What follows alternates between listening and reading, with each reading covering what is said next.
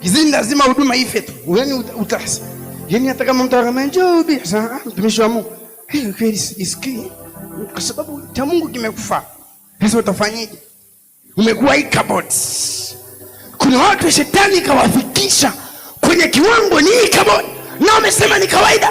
Shetani yuvidia kwenye kiwango ambacho utukufu wa Mungu umeondoka. Nguvu za Mungu zimeondoka. Mungu kakuacha na ukakaa pale ukaona ni sawa. Mbaya sana. Dhambi kama kifungo. Shetani hataki kutokea. Siku ukitoka hapo. Na maana Mungu aliwaambia Israeli, mlipozunguka mlima hii yatosha. Israeli safari yao ilikuwa ni ya wiki 2. Sema wiki 2. Walitembea jangwani miaka mingapi? Miaka 40.